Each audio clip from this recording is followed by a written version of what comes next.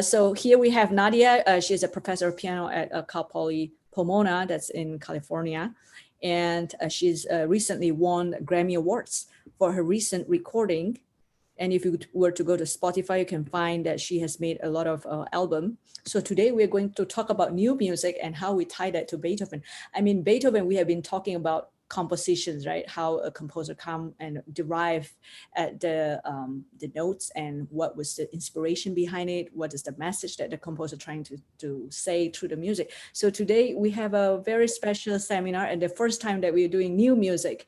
So when we talk about new music, mostly a lot of us, pianists or non-pianist musician or not, we often think about music that we hear on the radio. That's the pop music. That's what we label as new music. But today Nadia is going to redefine a little bit or to expand our knowledge of what we think about new music so far. Experiment with percussions or different sound effects, and what is the role of piano in new music, and how do you create new music? And so Nadia, whenever you're ready, you can tell us more about this new music and about your recent album, Poetry of Places, right? So hello, everyone. It's very late here in California, but I'm excited to see you and to get to know you a little bit. So basically, I wanted to find out a little bit about your interests and what kind of music you play or study. And then I wanted to just basically talk about my experience as a pianist, growing up, learning the piano, building a performance career, and then dedicating my life to commissioning composers and championing new music. I wasn't necessarily going to talk a lot about Beethoven, but there is one piece that's actually inspired by Beethoven that I was going to share. That is from my second album, Quotations and Homages.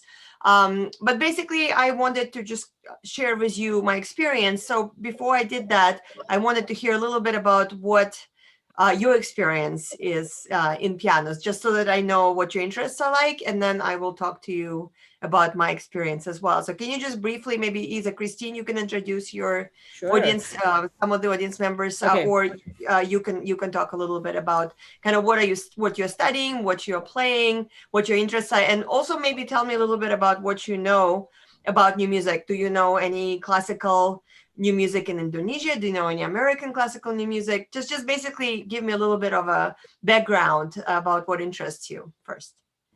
Okay, can we start maybe with Meredith? I mean, you're one of the youngest participant in Zoom. So tell us a little bit what you think about new music that's in response to Nadia's question. Meredith? Yes. Yeah. Okay. But what is the definition of new music according to you or what you have heard? It can be anything. It could be Blackpink. Is that right? It could be BTS. It could be anything. Mostly, my cousin likes to hear K-pop music. Okay. For me, I kind of like a little bit, kind of like Chinese music. That's what I like. And what kind of music do you play? Are you a pianist? Yeah. And what kind of pieces do you play right now? Classical. For example? Like Mozart.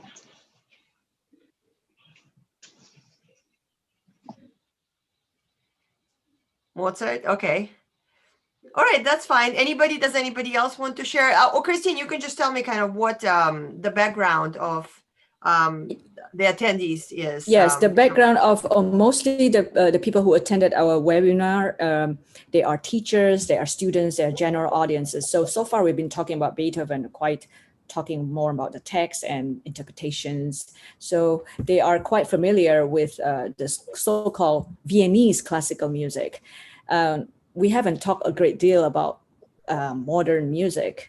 Or, as far as I know, modern music if you ask any piano teacher, they probably say Schoenberg is quite modern, but maybe there's a lot more than Schoenberg. I mean, there's a lot more going on after Schoenberg. There's George Crumb, they're all John Cage.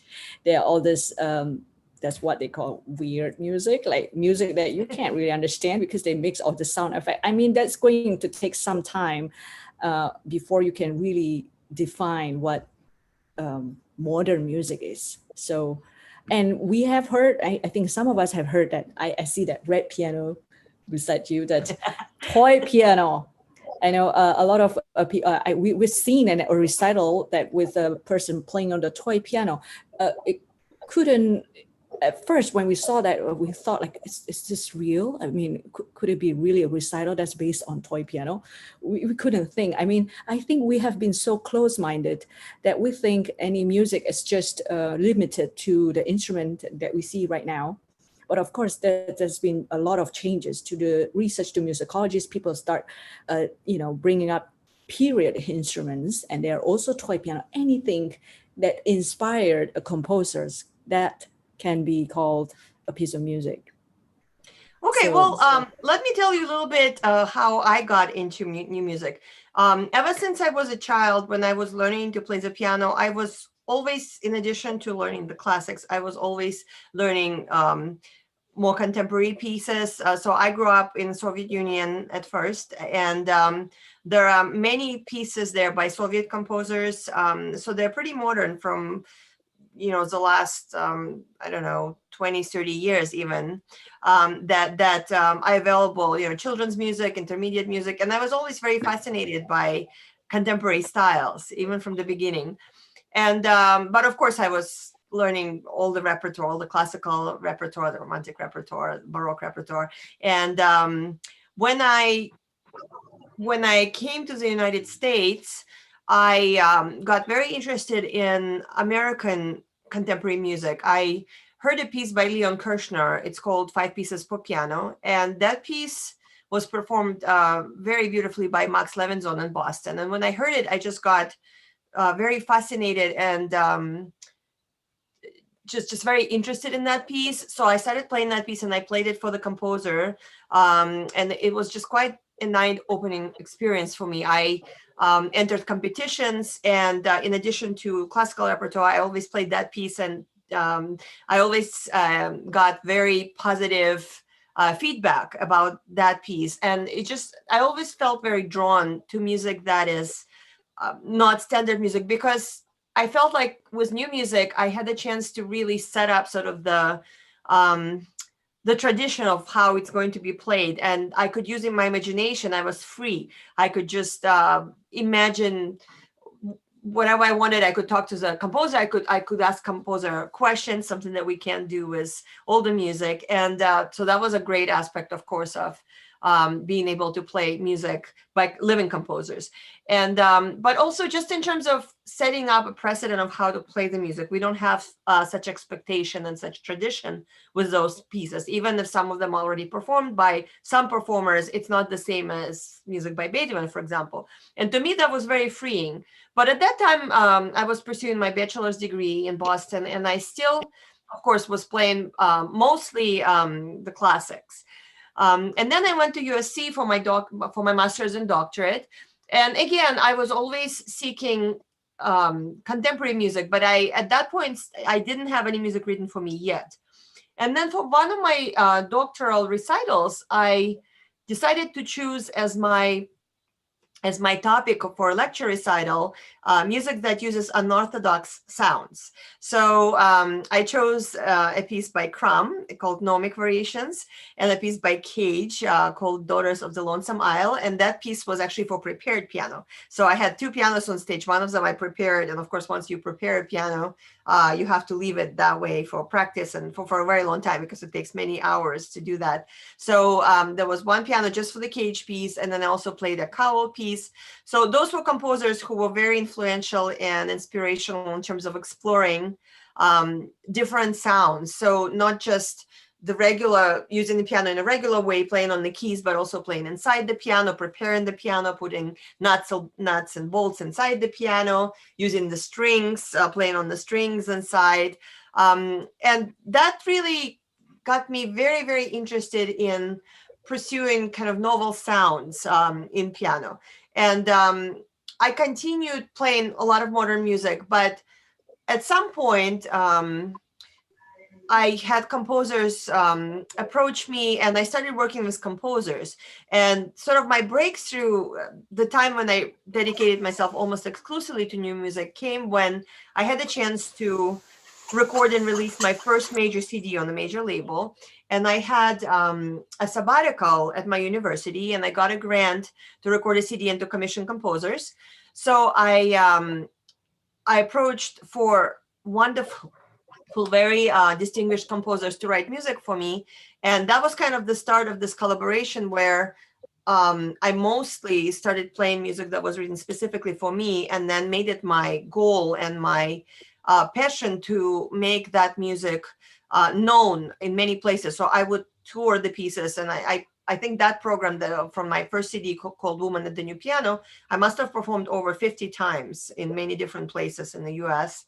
And kind of my goal was to present this music to different audiences, academic audiences, so students and teachers would be interested in the music, and also to just audiences, just regular concert goers who might not have discovered new music yet, or might not have thought that they were interested in exploring something that's written right now, and then just to kind of ignite passion for this kind of music in those audiences. That became sort of my goal and my big kind of drive to do this, to really find composers who I believed will stand the test of time and will write music that will hopefully be played for many centuries from now on, and then to really popularize that music and to bring it to larger audiences. So that was kind of the big moment for me. It was in 2013 that I commissioned those pieces, and that album was called Woman at the New Piano. And for that album, I already wanted to explore kind of novel sounds. So one of the pieces actually that was written for that album is called Air Dancing by Tom Flaherty. And for that piece, I wanted to have a combination of piano, toy piano, and electronics. And at that time, that was the only piece for that instrument combination in existence. Right now, there are other pieces for piano, toy piano, and electronics, but this was the first one. And the reason that I chose that instrumentation and talked to the composer and kind of we decided to go with that instrumentation was because the composer already was exploring a lot of toy piano writing. He wrote a few pieces that were very fascinating for toy piano, and he really loved the sonorities and the sound possibilities that you can get out of a toy piano. And I wanted to combine toy piano and piano, which is kind of a challenging combination. You really combine those sounds, and then to add electronics. And in that piece, the composer added electronics from processed toy piano sounds mostly. So it was kind of a very interesting combination and soundscape. And that piece is called Air Dancing, and that piece actually became quite popular, and it's being played by many ensembles right now in the United States, maybe even in other countries. And so that piece I still play. I actually was going to play it live today, but I had a lot of technical difficulty setting it up. So I will show you a snippet of it first from the trailer for my CD, Woman at the New Piano, and then I can show you a video of me playing it with a student. I actually taught many of the ensemble pieces that are written for my CDs to my students, and I collaborated with my students because I feel like every time I commission a piece, I always want to share it with my students, share it with my community here, and get them interested. And whenever possible, I have my students learn those pieces and I collaborate with them. So that's kind of also a big passion of mine, finding other performers, students of other teachers, other pianists playing it, and then of course collaborating with my own students. So I will share with you first the trailer for this album. This was my first major release, Woman at the New Piano. It was released in 2014. The pieces were written in 2013, and that album was actually nominated for 3 Grammy Awards. So that was kind of the time when I became more known and started collaborating more with composers. So that was sort of a very important year for me. So let me share with you the trailer first, and then I'll play the actual album for you. Hold on. So here is all right. Okay, and let me know if you have trouble hearing the okay, where's my hearing the music. Hopefully you'll be able to hear it well. Okay, let's see.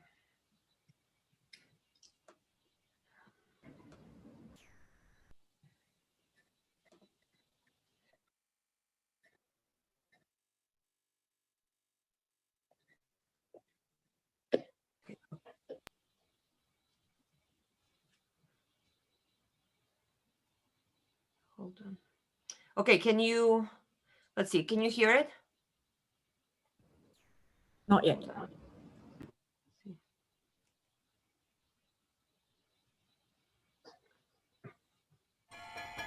you hear it? Yeah? Yeah.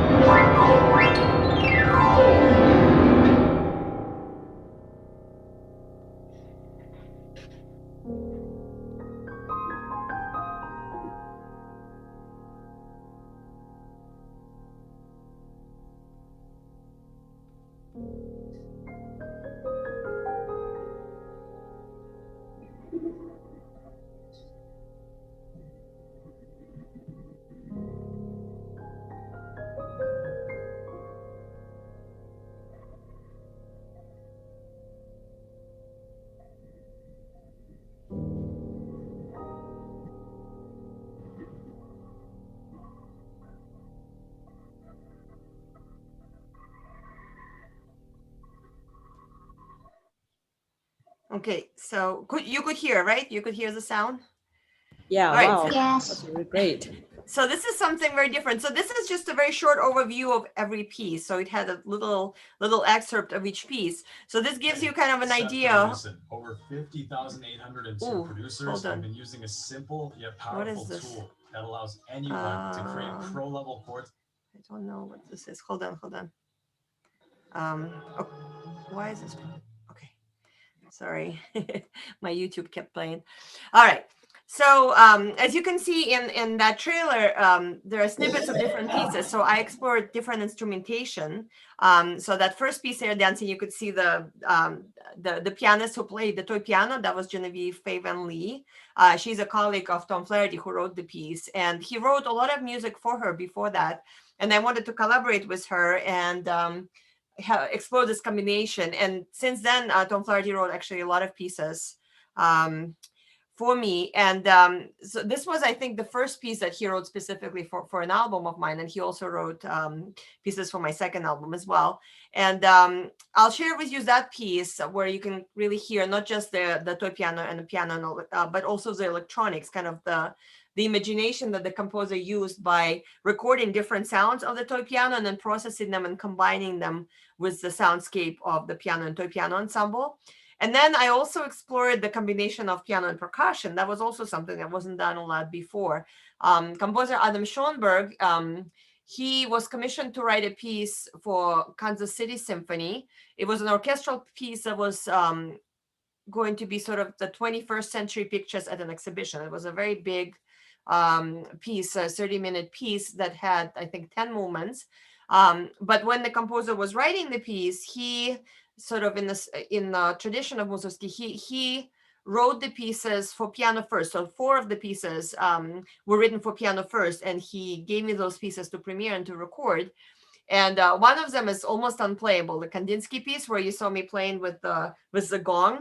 That piece is practically unplayable. It has these the chords, like, you know, just chords that are 3-note chords, and they go in this lightning speed, like all over the piano. So orchestrally you can do that with a lot of people, but pianistically that was probably the hardest piece I ever had to learn.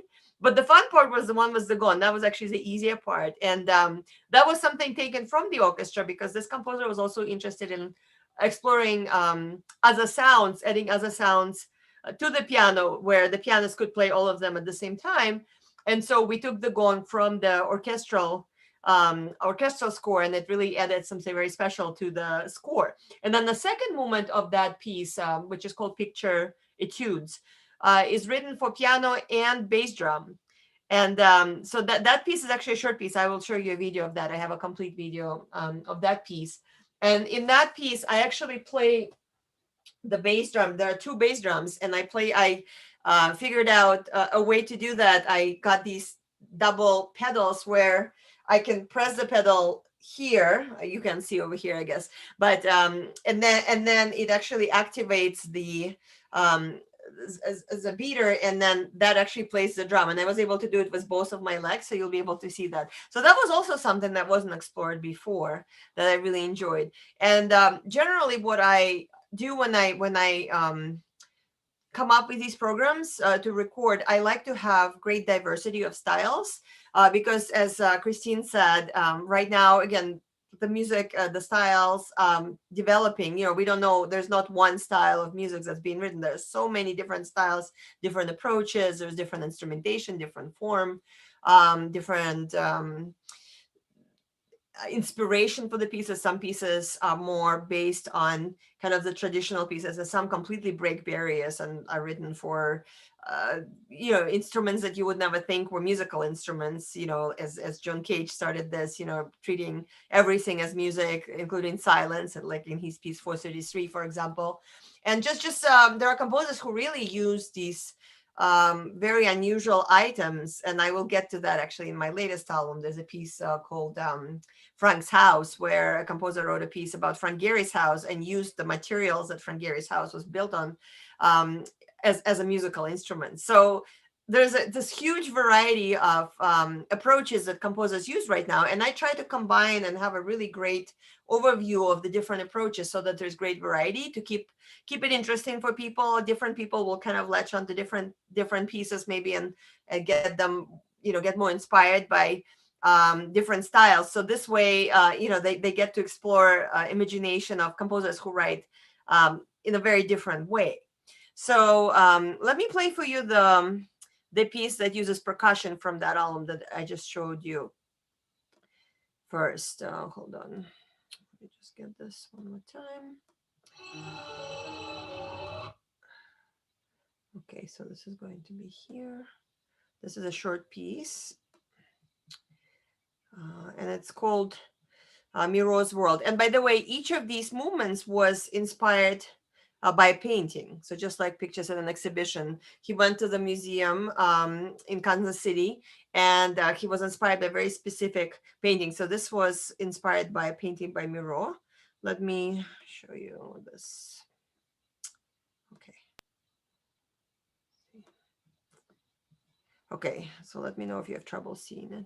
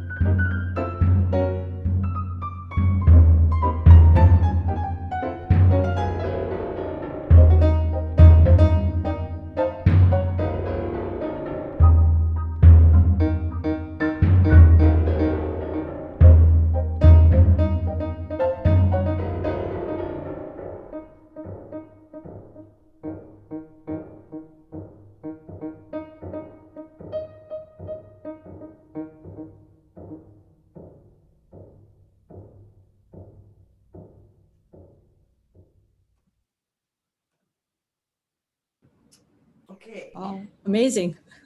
Do you have any So questions complicated. so far? Do you have any questions so far about any of those pieces? Or any comments? Have you ever heard this kind of combination of sounds? What kind of music does this remind you of? Anything you wanted to share or ask before I go on to other pieces? I think when we heard the sounds of gong, it reminds us of our Indonesian gamelan music, but Oh, it's yeah, just I was going to tiny mention peek that of actually. it. Yeah, but yeah. So maybe any of you wants to relate to it, you're free to speak, okay? Meredith, Linda, what's your impression of this new music that's been played so far? Maybe Phoebe, anything you want to add to it? Nah? Okay. Shall we go on or? Sure. All right, so actually, let me show you then a video of the air dancing piece that I was talking about for piano, toy piano, electronics. And this piece, I actually have a student of mine. He was an undergraduate student. He just graduated last year. And we recorded this just a few years ago. And he learned the toy piano part, the one that Genevieve Lee played with me when we did the recording. And so here, this will give you kind of an idea of how that sounds. I think that's also pretty novel. All right, let me find that piece. Okay. All right.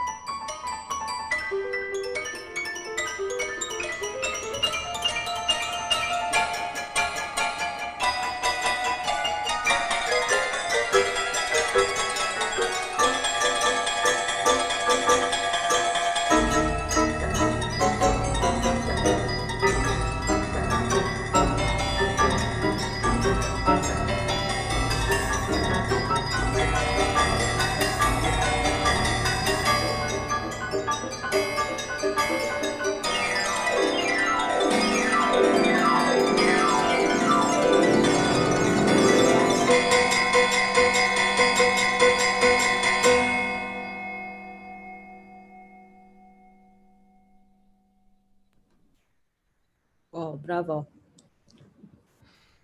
What a different sound world. Thank you. Yeah, I wanted we to see share that. with you. Say it again. I was What? going to comment, mostly play with very extreme registers, either in the very low or in the high, and very rhythmical, and really play a lot with the sound, the timbre, the sound effect. Yeah, but we see patterns too that's very, very quite different from where we were before. We were looking at so much Viennese classical music, and now this completely different. But I think in the basic of the composition, there's still a pattern that you can follow. But Definitely. This is a yeah, very accessible piece, I think. yes, yes. Yeah, it doesn't require a lot of understanding and studying of new music. It just kind of flows, you know? I Mhm. wanted to read the program note that the composer wrote about this piece, just to give you a little bit more context. As I worked on this piece, images of falling, floating, and flying often came across my computer monitor. Stunning videos of Felix Baumgartner's recent jump from space, the second stage of a rocket falling from edge of space into the ocean, and people jumping off cliffs in wingsuits were in the back of my mind as I began the piece. The fascinating and unprecedented video of a giant squid swimming in its natural habitat was released as the piece progressed. All these images seem to have woven themselves into the texture of the piece. Many of the musical gestures fall or float. On the other hand, the pitches, rhythms, and sounds of the music itself often turn to frenzied dance. All the electronic sounds are fairly simple manipulations of toy piano samples. Most of the pitches in the piece come from the first chord in the piano part, and it's actually this chord right here. Just those three notes, A, B flat, and E flat. So it's very interesting that most of the pitches come out of that, and both in the electronics and in the piano and toy piano parts. So that kind of gives you a little bit of an idea about the piece. And also I wanted to mention that you might have been wondering how we activated the electronics. So it's actually quite a complex way to do that. I have this pedal. I can show you, actually. I have a pedal here. It's a page turning pedal. I use it to turn pages when I play live with using my iPad. But I also use this to turn pages. Basically, the composer made this patch, the Max patch, and I connect this. It's a freestanding application. I connect it with this pedal, and then with my foot, one of my feet turns the pages, and my other foot activates patches as we go. So this piece has 8 patches. So the way to sync it is, you activate it at a specific place in the music, and some of the electronics parts are what's called fuzzy electronics, so they don't have to be really lined up. They just kind of float around. And some of them are very rhythmical, and they have to be very precisely synced with the music that we're playing live. So that's kind of the challenge, and I have to start them at very specific points of the music in order to sync everything. So that was kind of a very interesting way to explore the combination of electronics and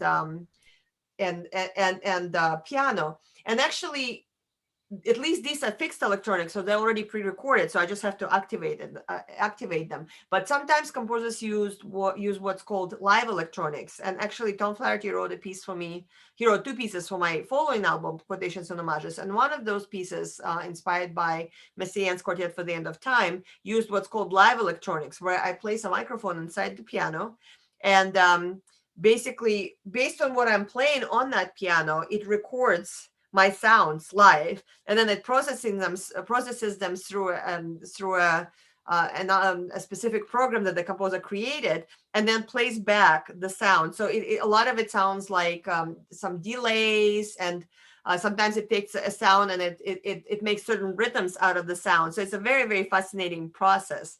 So Tom Flaherty really likes to explore different ways of using electronics, and I was very fortunate to work with him on so many pieces.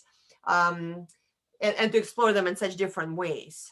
So before I go on to the next piece, does anybody have a question about this piece or how it's played or anything like that, or how to get the score if you want to try and explore it, or anything? Oh yeah, that'd be great. I mean, I think it'll be hard. I mean, so much coordination. It's not just a return, but there's also, you have to activate when you are going to, activate the sounds.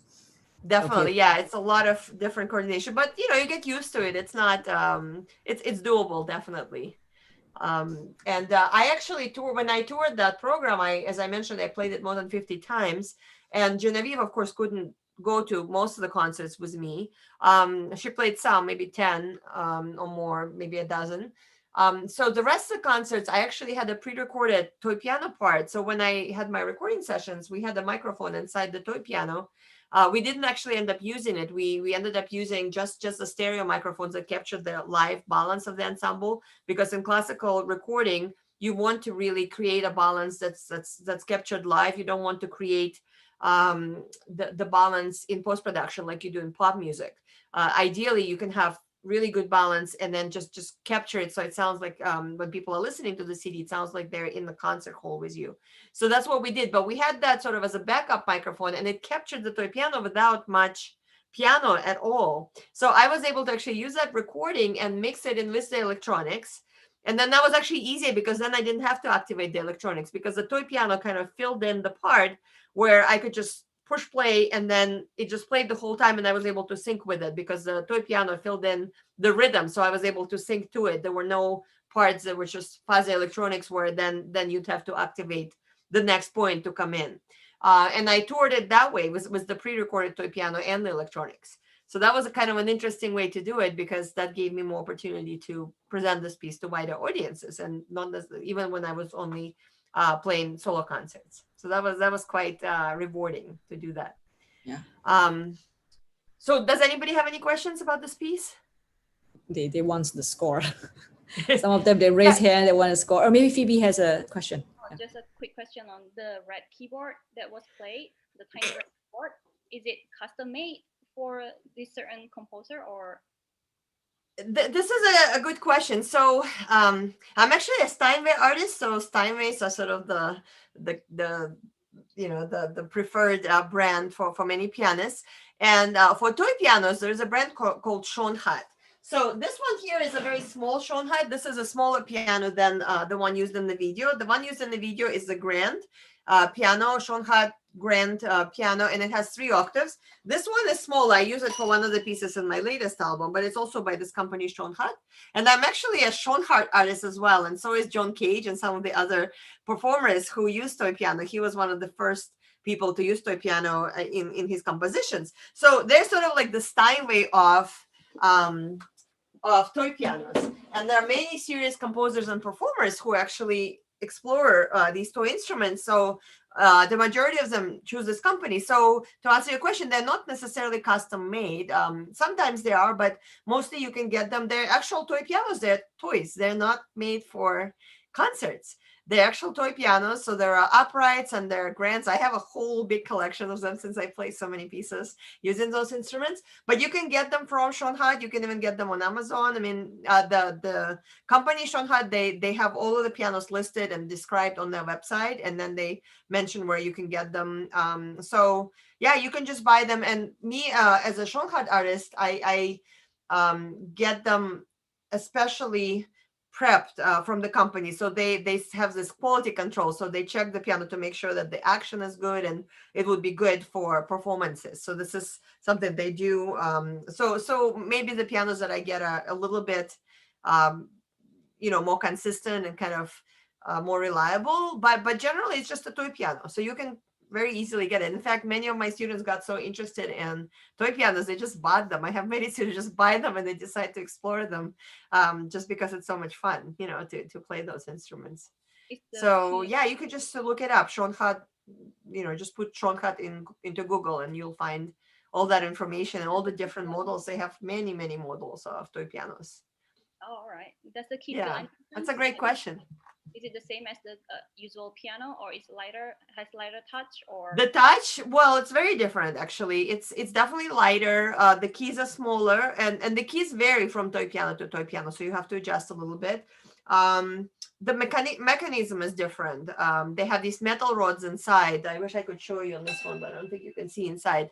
But there are no strings, so the way the way that the sound is produced is very different from piano. It's more like a kind of a percussion instrument. It has I don't know, it's a very unique kind of sound. I don't know, what does it remind you of? What instrument do you think it reminds you of like the most when you hear it. Well, basically just like what Dr. Christine said before, kind of like the traditional, the gamelan. The gamelan music, yes. So definitely percussion music, very, very, very unique kind of sound. So definitely not piano sounds. You have the keyboard and you have the notes. You can sort of tell what the notes are. Although if you keep going up, there is this effect. It doesn't. The overtones are not quite the same. So you can have this effect like the music just keeps going and going and going like up. You don't hear the same range. It's kind of infinite in a way. Tom Flaherty actually wrote a piece called Shepherd's Pie that was based on that. You just keep playing these scales and they sound kind of infinite. It's a very interesting effect that he really enjoyed. You can check it out. You can just go online and check out Tom Flaherty's website, and he has all those pieces listed there. So he has quite a variety of pieces for toy piano, including this. And you can write to me or you can write to him and you can get the score. He'd be very happy to share it if anybody's interested in playing this piece. Thank so you. Christine can share my information. I would be happy to put you in touch with any of these composers. Sure, yeah. At the end, please share that where we could get the scores. Yeah. Thank you. Yeah. I can share with you my email and my I guess my email would be fine, and my website where you could explore more of these pieces and more information. And then, yeah, I can put you in touch with the composers if you're seriously considering playing some of these pieces. So are there any more questions about this piece, or should we move on? All right. So since you've been talking about Beethoven so much because of the centennial, and there's a piece that was written by James Matheson for my second album, Quotations and Homages. So my second release on Reference Recordings was a program that was all inspired by older pieces. So Tom Flaherty actually wrote two pieces for it. One of them was a solo piano piece with live electronics, and that was inspired by Messiaen's Quartet for the End of Time. And the last piece on the CD was called Igor to Please, and it was based on Igor Stravinsky's The Rite of Spring. And it was actually for 6 pianists. I kind of doubled the instrumentation and tripled the pianists for that second album. So it had 6 pianists on 2 toy pianos and 2 pianos. And then there was another piece for 6 pianists called Bagatelle, and that piece was actually based on Beethoven's Eroica Symphony. So let me read to you the program note for it. And then I also recorded it with my students. So I have recordings that you can hear on Spotify and all the major platforms of the actual CD. But I figured it's more interesting to share videos because then you can kind of see people playing them. So the video recording I have of that piece is also with my students, and it's for 6 pianists on 3 pianos. And it's based on Beethoven, so you'll probably recognize some of the motifs. And here's a short program note. Bagatelle is based on materials from the end of the final movement of Beethoven's Eroica Symphony.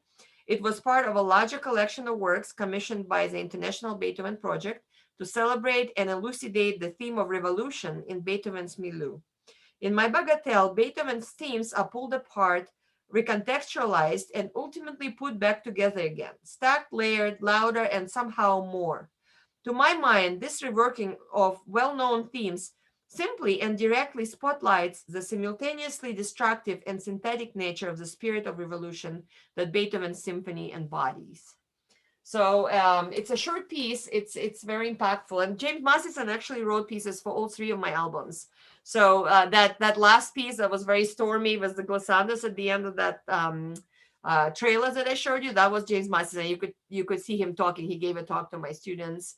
And so this is the piece by that composer. He's New York based, and he used to work with Los Angeles Philharmonic. He was the director of the Composer Fellowship Program in Los Angeles, but he's based in New York. So I was very happy to collaborate with him. So here is, let me find the Bagatelle piece. Let's see.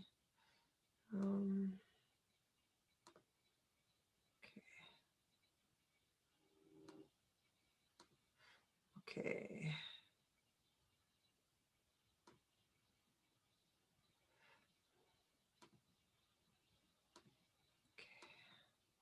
Share it.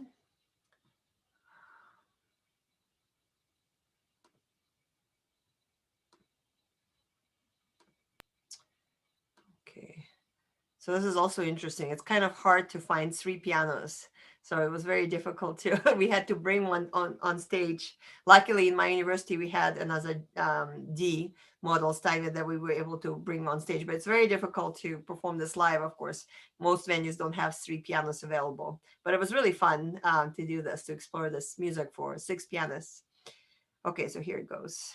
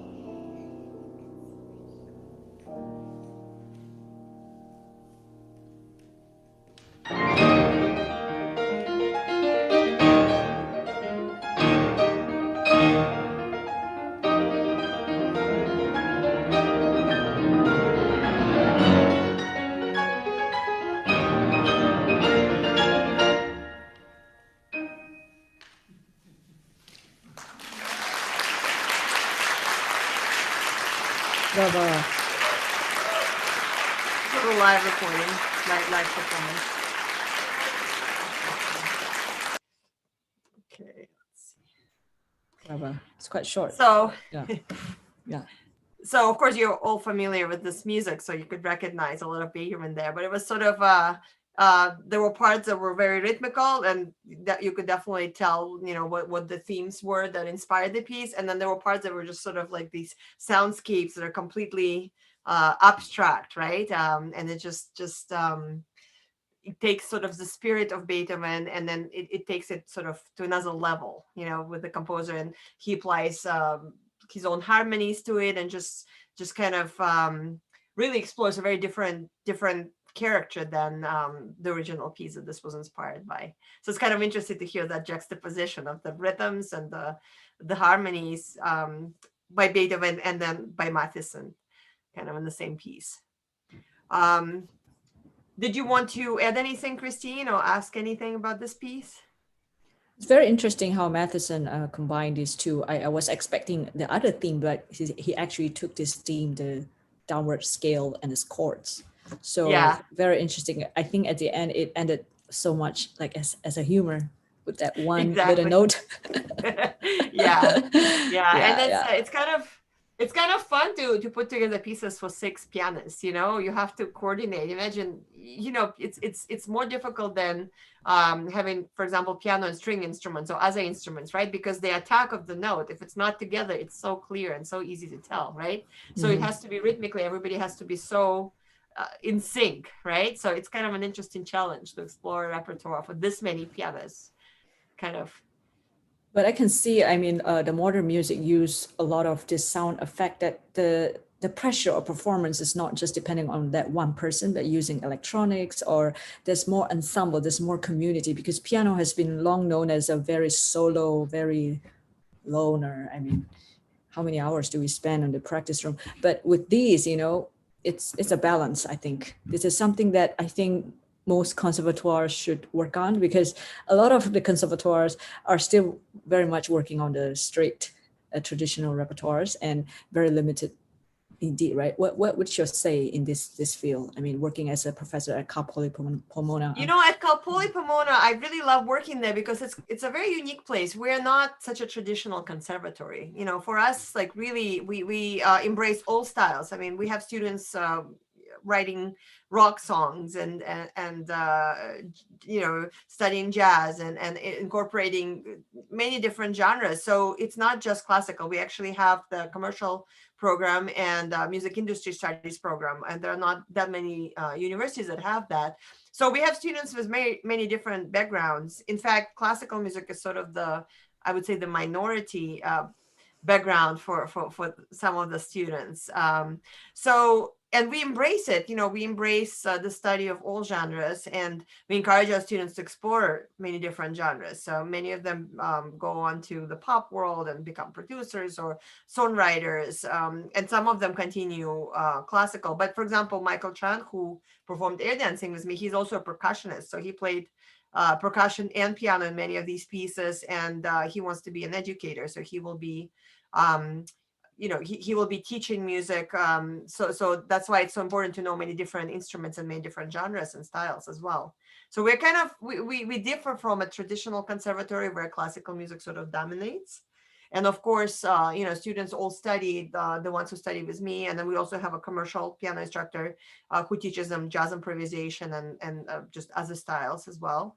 But I feel very free to explore this novel kind of music, and I am very encouraged by my colleagues to do this. So I feel like it's a great place for experimental music for sure.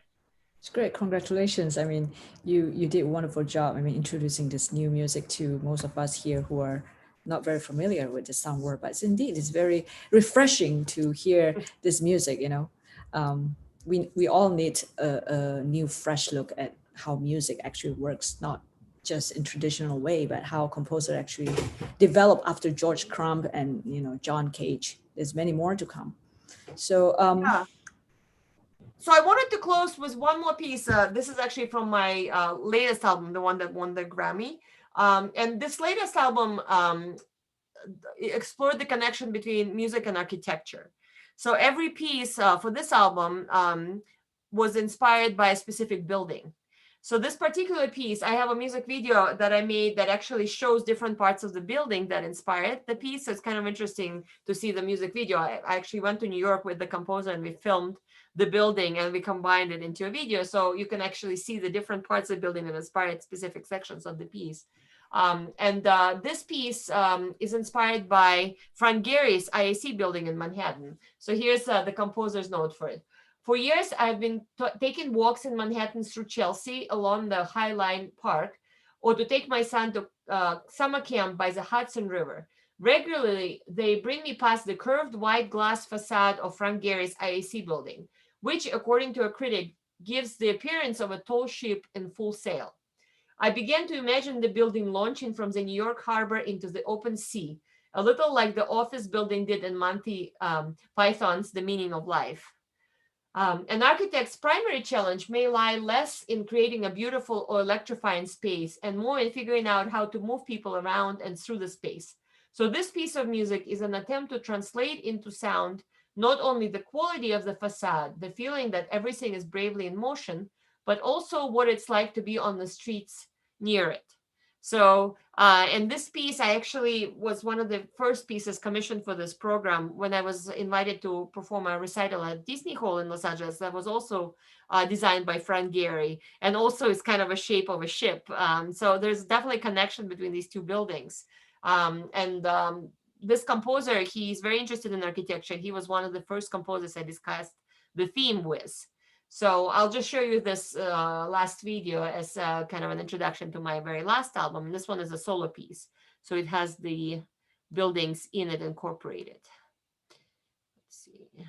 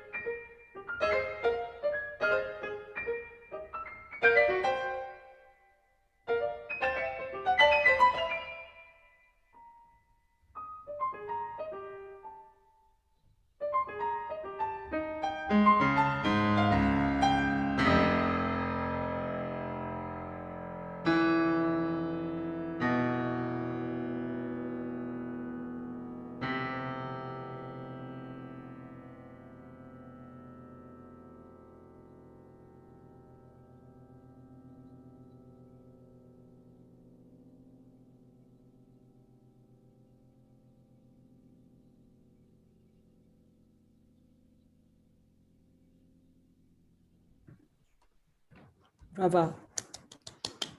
Thank you. I just realized that my Interesting. speaker was on. I wonder if you had an echo because you had both of my sound here and the sound coming out of the. It was fine. Yeah.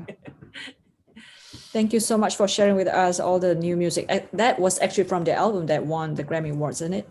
That's from my latest album, The Poetry of Places. Yeah. So for that album, there are 8 pieces, and each piece is based on a specific building. So it's a very interesting album, and all the pieces are very different. And that was the one that you won the Grammy Awards, right? Yeah. So this The is poetry. the album that Yes. won the Yeah, best congratulations. classical Yeah. Grammy. So yeah, congratulations on that Grammy Awards. Thank you. Winning. Yeah. So guys, so Nadia just shared her website and her email, and on the Spotify you can also find and listen to all albums that she has produced. I think there were a total of three albums, and the one you heard was from the recent one. So we're so honored to have you just spoke to us about all this new music, and we're looking forward to have maybe some of this music could be performed in Southeast Asia countries, because there are many people who learned music and piano, but basically very limited repertoire and very little new music is performed. So thank you for sharing with us. This is definitely an eye-opener. So most of you who are not very familiar with new music. So I hope you find something interesting that you have heard. It's the kind of music that maybe during, every music during its time, it has to be heard a few times before you can become familiar with it. It's not the kind of music that you could, I immediately understand. That's why all this program music is very important. So we see what's the composer intention behind it, right? Well, the whole point is to make classical music, you keep it alive, basically, because in Beethoven's time, Beethoven was sort of the rock star, Yeah, he was. Music was premiered and everybody was so excited about it, and people would clap and they would repeat it as an encore, play it a couple of times. And that was sort of the music that people were excited in that day. Right now, it's more pop music. So I'm trying to create more repertoire to kind of get people more interested, because I think if there are always new pieces that people can look forward to, I think that keeps the art alive. So it keeps classical music alive and always evolving. So I feel like it's a very, very important mission of mine to just really to familiarize people with contemporary music and to commission composers and to expand the repertoire so that we always have new pieces that we can add to the repertoire, so we're not always playing the same same pieces over and over. So. Yeah, that's a definitely a choices for you who are looking for a program. Maybe you're planning concert, you can definitely insert 1 to 2 of this program music in your recital. Thank you so much for sharing with us, Nadia.